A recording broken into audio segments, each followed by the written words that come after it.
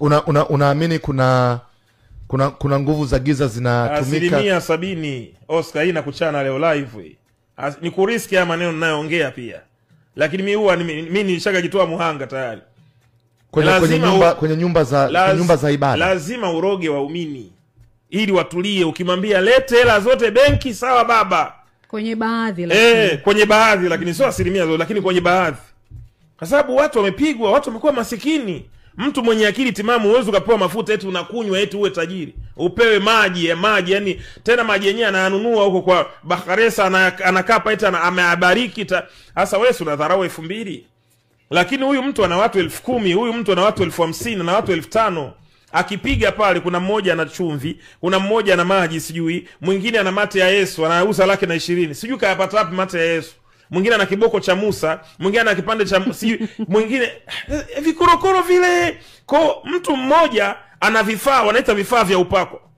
Kwa mtu mmoja peke yake anaweza kaondoka pale 240,000 imefanyaje? Imeondoka isho. Nunua hiki, nunua hiki, nunua hiki. Sasa kwa watu wale, huyu mtu tayari ana bilioni 2, bilioni 3. Unadhani Prophet tumefikaje huku? Tumefika kwa sababu hizi imani zimekuwepo miaka na miaka. Tumefika huko kwa sababu ya shida tulizonazo. Tumefika huko sababu ya watu kutokuwa na misimamo. Unaona vizuri, wakati mwingine na serikali pia lazima pia tuongee vitu kama hivi. Lazima iwe inapiga jicho. Yaani sio tu kila kitu kinaibuka basi, hata kama kuna uhuru wa kuabudu basi lazima waangalie kama ambavyo watu wana uhuru wa kuongea, si ndio? Kuna vingine uwezi ukaongea hata kama una uhuru wa kuongea. Kwa sababu kuna mipaka. The same pia serikali lazima iangalie kwamba hivi hii imani kweli ni imani kweli? Mnamuita hata wewe mchungaji, hebu tuambie, hebu tuoneshe hata kwenye kitabu tu. Kweli imeandikwa huko hayo unayoyafanya? Kutawaza wanawake wako uchi. Mtu yuko kule Salasala alikuwa anaogesha watu kwenye pipa.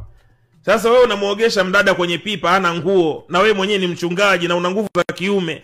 Ukutane na mdada unamshikashika kwenye kalio hivi, unaweza ukashika kalio la mwanamke wa Kiafrika usishtuke? Mimi mwenyewe siwezi, mchungaji. Siwezi kumshika mwanamke yuko uchi eti nimshike nimuoshe nguo. Siwezi, sina huo ujasiri. Kuna mahubiri ya namna hiyo. Wanafanya hivyo vitu vya ajabu kabisa. Kwa ni lazima pia na serikali pia itupe jicho, iangalie, ituchunguze nikiwepo na mimi.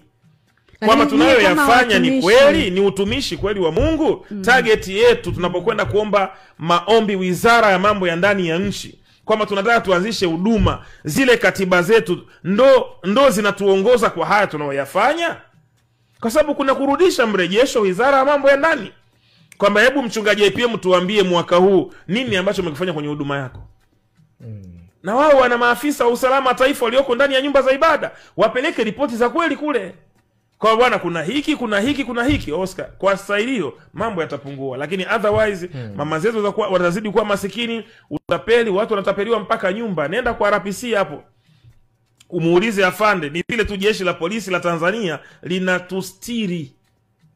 Na lishukurugu sana ili jeshi lingeamua kuexpose mambo ya wachungaji, msinge kanyaga kanisani tena. Wachungaji wanafanya mambo ya ajabu, wanatapeli watu, nyumba za watu, wanachukua magari, wanabaka, wanafanya vitu vya ajabu vya kutisha.